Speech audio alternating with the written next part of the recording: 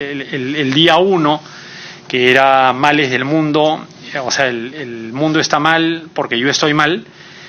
Ese día pues era una especie de toma de conciencia que terminaba por...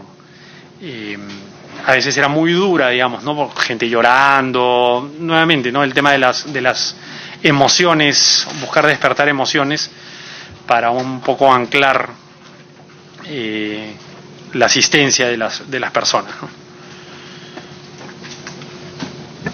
Luego de esta promesa de aspirante, ¿cuál fue la siguiente etapa en su historia personal? La siguiente historia es, bueno, perteneces a un grupo de aspirante donde hay otras personas que han hecho promesa. Nosotros éramos unos 8 o 10,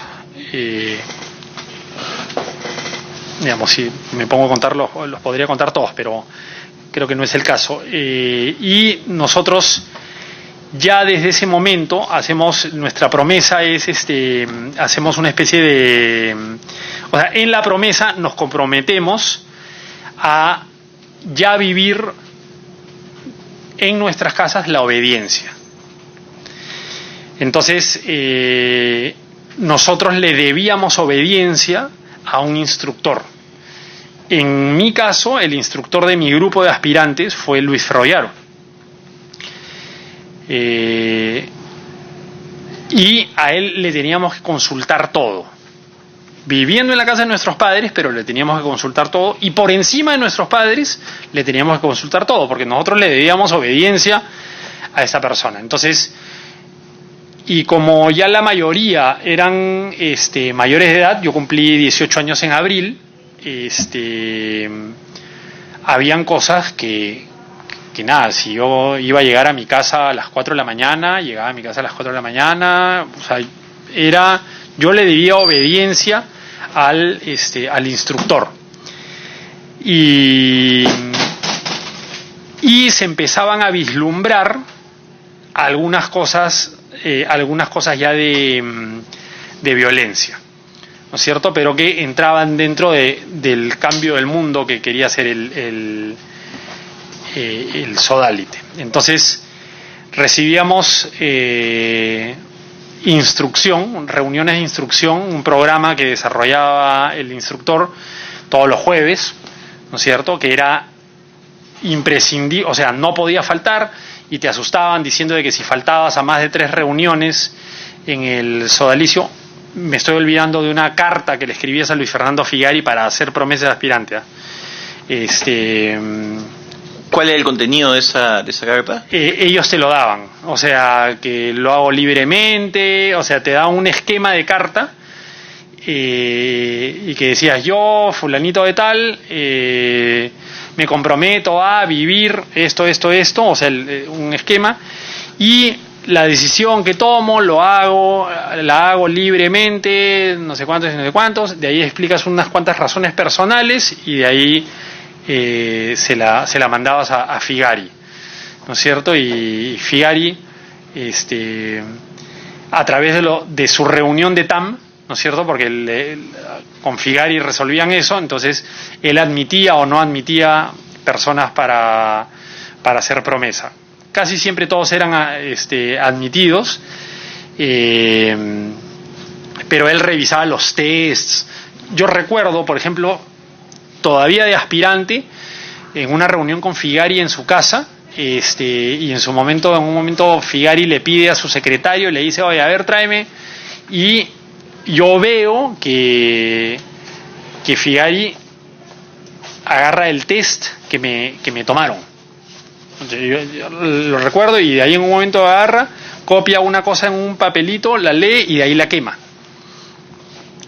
Entonces, volviendo, el grupo de aspirantes, tenías estas reuniones y de ahí tenías la obligación de la misa dominical en San Borja, y de ahí los fines de semana todos eran con tu grupo de aspirantes, o si veías película o salías con tu salida grupal, y de ahí los días de semana, terminando el colegio, la universidad, que yo estaba en la facultad, tenía que ir siempre a ¿cómo se llama? A ¿cómo se llama? Al centro pastoral a trabajar o lo que sea. Y además todos teníamos un consejero que era otro sodalite, ¿no? En mi caso fue Humberto del Castillo, que ahora es psicólogo y que nada, o sea, fue una muy mala persona, digamos, por el grado de violencia que manifestaba, ¿no? Entonces, y que o se manifestaba dentro de la consejería o se manifestaba también dentro del grupo, de las reuniones de grupo. ¿Podrían tener un poco más detalle respecto a ese nivel de violencia? Sí. ¿Cómo se materializaba?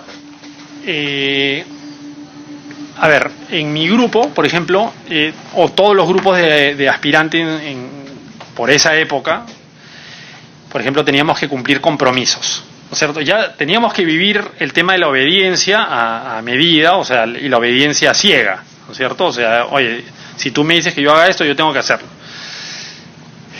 Pero terminaba la reunión y decías, pues, oye, tengo que hacer, era la ronda de compromisos para cumplirlos durante la semana y se evaluaba la siguiente semana. Entonces, recuerdo que llegó una semana en donde a veces cumplías compromisos, no cumplías compromisos, y llegó un momento en donde, o sea, como queríamos cambiar el mundo, o sea, teníamos que cumplir los compromisos. Entonces, no habían excusas para no cumplirlo. Y uno de los chicos, recuerdo que dice, sí cumplí. Y alguien creo que le dice, oye, tú no has cumplido por esto, entonces, mintió. Entonces lo que hace Luis Ferrollaro como instructor es, él estaba en un escritorio y nosotros estábamos en sillas. Luis Ferrollaro en un momento se sienta en el borde del escritorio y le pide que se arrodille adelante. Entonces le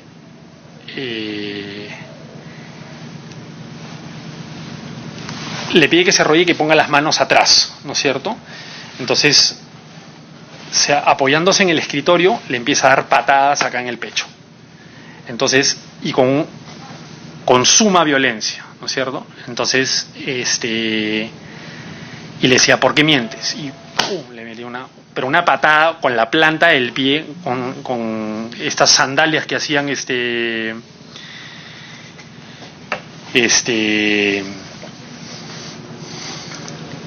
o sea, lo golpeaba en el pecho y se caía hacia atrás, ¿no es cierto?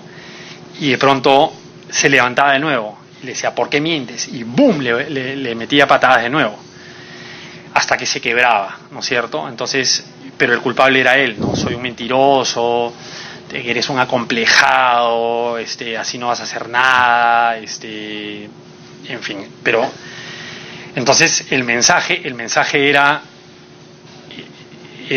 muy fuerte, porque decía, o sea, o cumplo el compromiso, o si no lo cumplo, no puedo decir que no lo he cumplido, porque si no me pegan, ¿no? Me acuerdo otras instancias de patadas que nos daban, igual por no cumplir compromisos o por lo que fuera, nos hacían parar. Luis Ferrollaro nos hacía parar con las piernas abiertas y nos empezaba a dar patadas en los muslos, ¿no es cierto? Y no podíamos decir au, no podíamos decir nada, porque si decíamos au, no, nos daban de nuevo. Lo que hacía Humberto del Castillo, para manifestar un poco pues la hombría que deben tener los sodalites, hacía que haya literalmente peleas a cachetadas, ¿no? Entonces, oye, a ver, ya tú con él, ¿no? Entonces, se ponían a pelear y a agarrarse a cachetadas.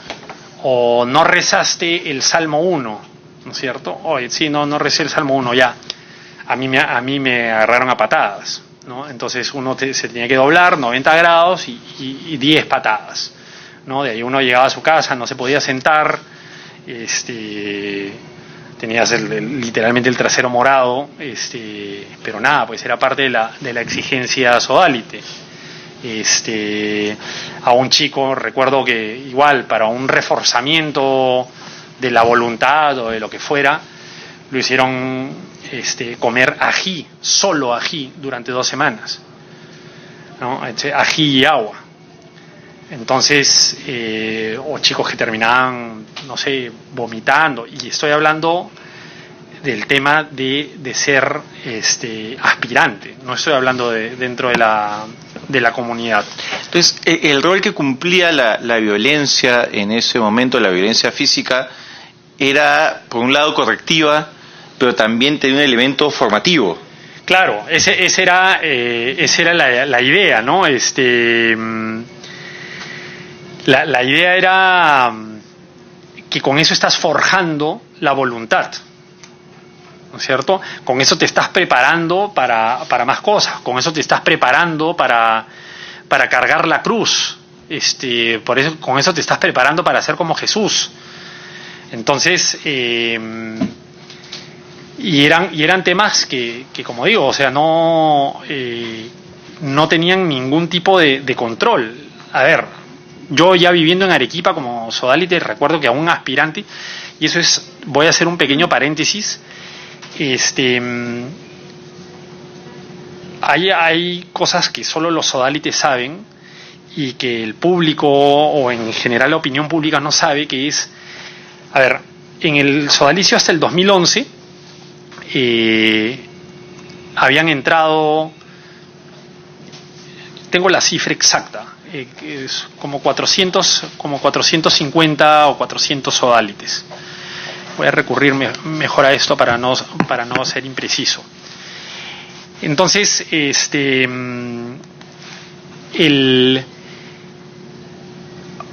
aproximadamente 300 y tantas personas de las que entraron a comunidad, ¿ok?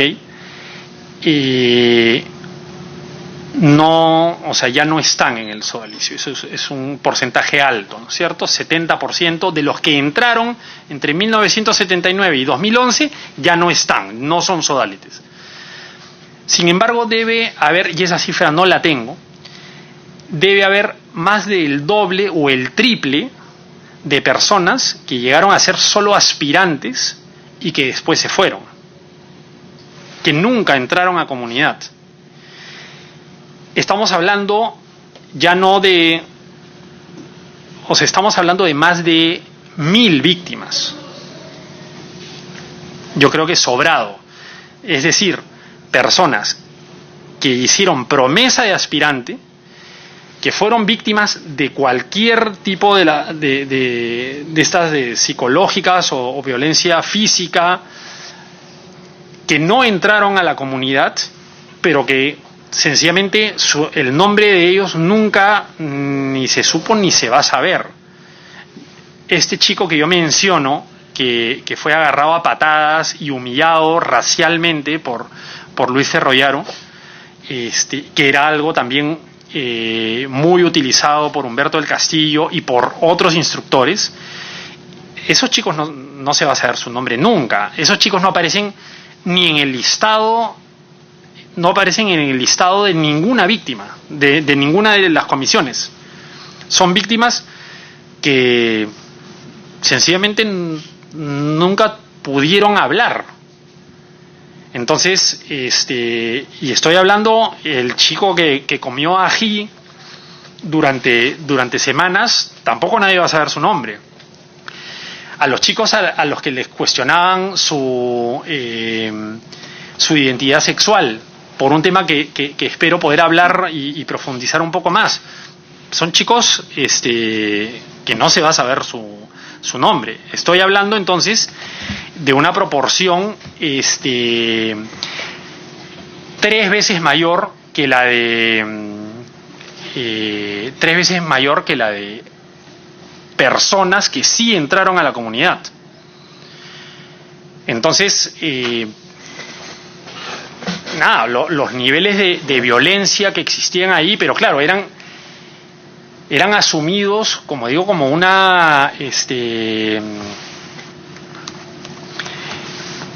como parte del sodalicio. Cuando yo me río, cuando hay algunas declaraciones que dicen que las personas que entraban a comunidad sí sabían lo que, no sé si lo dice Bertel o lo dice Moroni, sí sabían a lo que nos metíamos en las comunidades, o sea, en las comunidades de formación.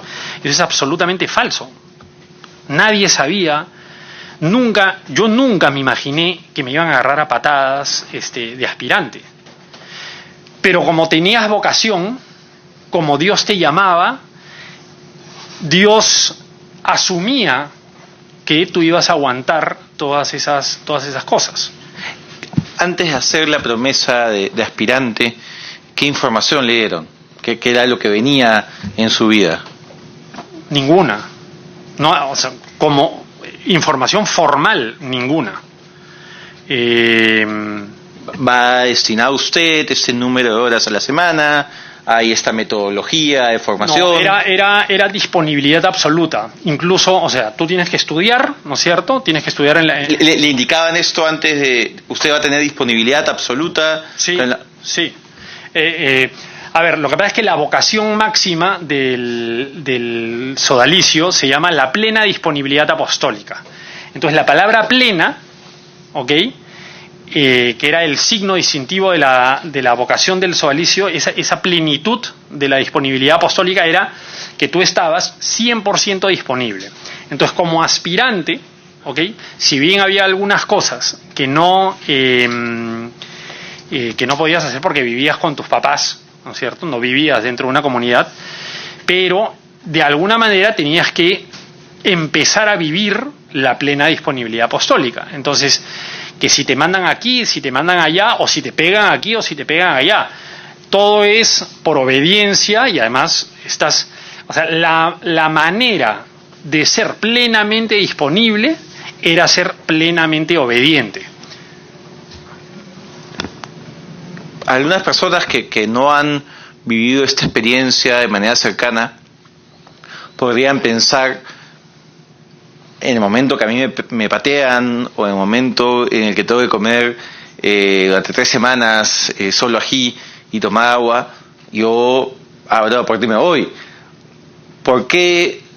Digamos, y eso pasó, como usted señala, con muchas personas, pero otras personas no. Uh-huh. ¿Qué es lo que evitó, por ejemplo, en su caso, que luego de esta experiencia de violencia física que nos ha relatado, simplemente diga, esto no es lo mío, me voy? Uh-huh. La convicción moral de la vocación, porque tú estabas convencido de que Dios te estaba llamando, pero no estoy hablando de un convencido coloquial, ¿no? Te convencí, no, tú además creías que si no respondías a tu vocación te ibas a condenar. Entonces, pase lo que pase, yo tenía que ser empecinado con lo que yo había descubierto. Empecinado. Entonces, si me pegaban o si no me sentía bien, no importa. Los santos muchas veces no se han sentido bien. O sea, el sentirte bien o mal no era nada. Hay algunas personas que, claro, ya no aguantaban, o sea, había un límite que se excedía. Cada uno somos absolutamente distintos. A ver, yo, por ejemplo, nunca he denunciado a manera de denuncia, ¿no es cierto?, formalmente, nunca he denunciado que dormía en escaleras, que dormí un mes en escaleras, que estuve a dieta de lechuga y agua 2 semanas, no sé, o sea, que casi me mato un par de veces en San Bartolo, digamos, nadando. ¿Por qué? Porque para mí, y es un tema muy personal, para mí el tema de los abusos no tuvo una repercusión tan grande por ese lado. Pero hay otras personas que en su momento tenían tanto miedo o tenían unas características personales tan particulares o particulares, no voy a decir tan particulares, sencillamente particulares, que llegaron a pensar en el suicidio. Yo nunca, salvo fuera de comunidad en estos últimos 3 años, no sabía de personas que habían intentado suicidarse. Y luego me encuentro con 5 casos de personas que o intentaron o pensaron suicidarse. Y son los que yo conozco, no estoy hablando, acá tengo las cifras, son 407 personas, 407 sodalites que ingresaron hasta el 2011, y de esos 407 ya no están 298. Entonces, lo que yo conozco son a 5 personas que intentaron suicidarse estando en San Bartolo o pensaron en suicidarse. Entonces, cada uno es un mundo que nunca fue pensado. O sea, éramos unos soldados que teníamos que asumir, y si sufríamos unos más, otros menos, era porque o éramos unos acomplejados, o tú por cholo, o tú por misio, o tú porque tu familia te abandonó, o lo que fuera. ¿Ok? Entonces, la carnicería que representó, digamos, San Bartolo, algunos tuvimos la suerte de pasarla sin mucho problema. A ver, ¿qué problema grande me hice en San Bartolo? Cuando me enteré que Miguel Salazar confiscaba las cartas que me enviaba mi mamá. Entonces me decía, oye, tu mamá qué acomplejada, tu mamá qué manipuladora. Ahí, digamos, a mí eso me pesaba mucho más que dormir en las escaleras. Dormir en las escaleras, o sea, hasta yo veía algo lúdico, ¿ok? Pero soy yo, o sea, converso mucho con José Rey de Castro, ¿no es cierto? José Rey de Castro y no sé cuántos hay como él que sencillamente ya no están aptos para la vida en el mundo normal, ya no están aptos. O sea, y eso ¿quién lo mide? ¿Eso quién lo sabe? El sodalicio se ha dedicado a mentir. Se ha dedicado a mentir 3 años. Yo no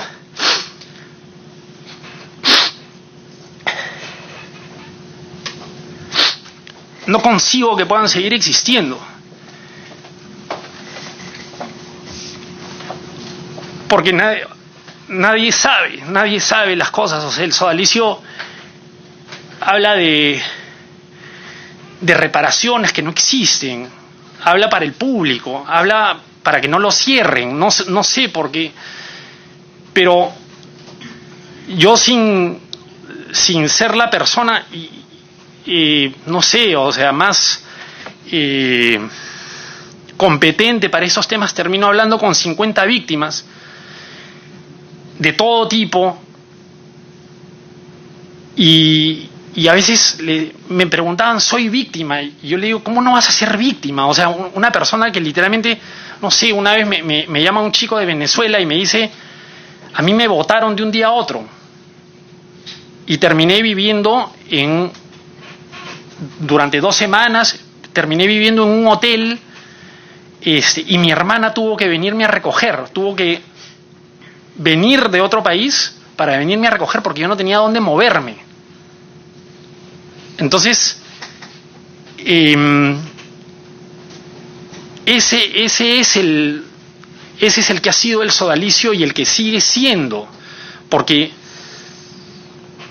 todos estos casos no los han tratado pidiendo perdón. O sea, a José Rey de Castro, ¿ok? O sea, a mí, digo, yo no voy a buscar no persigo que me pidan perdón, ¿ok?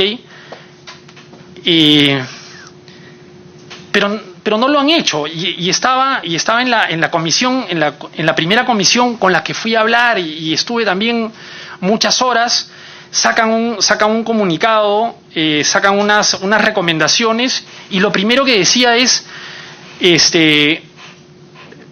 Moroni tiene que escribir una carta pidiendo perdón. Hasta ahora no lo ha hecho, no lo han hecho con nadie. A mí nadie se me ha acercado a pedirme perdón. Acá podría estar días, o sea, contando las barbaridades que ha hecho el sodalicio. Entonces, o sea, y el sodalicio no ha terminado de reconocer. El sodalicio no cree que haya víctimas. Eso se los digo con toda certeza. El sodalicio, en lo único que cree, me voy a corregir, es que hay víctimas de abuso sexual. Eso sí lo cree. Lo otro que cree el sodalicio es que Figari es el único responsable. Pero de ahí el sodalicio, las víctimas de abuso psicológico y de abuso físico, el sodalicio no cree que hay. Estoy convencido de ese asunto. Entonces, por eso es que nunca han pedido ni perdón, ni se sienten responsables, ni nada por el estilo. Entonces, estos esquemas de violencia que se dieron desde el principio, y que nadie sabía que entraba el sodalicio a esta carnicería, nadie. Felizmente, como digo, a mí no me pasó lo que a otros sí sintieron. Si yo tenía mis defensas más altas, una sensibilidad menos formada, no lo sé, ¿ok? Pero sí puedo decir que hay personas que ya no están aptas para la vida normal, la vida común y corriente. Entonces,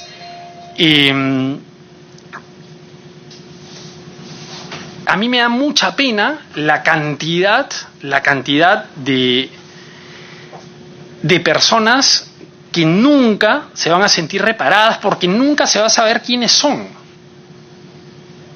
Yo conozco, como te digo, los 3 o 4 casos de la etapa en que me tocó vivir ese año, el año 90, 91, y estoy hablando de aspirante. Pero hay miles de hechos, ¿ok?, punibles, de violencia, en donde sencillamente no se va a saber nada. ¿Cuántos chicos sencillamente cerraron y dicen, oye, ¿para qué voy a denunciar que me agarraron a patadas? ¿Qué va a pasar que me agarraron a patadas?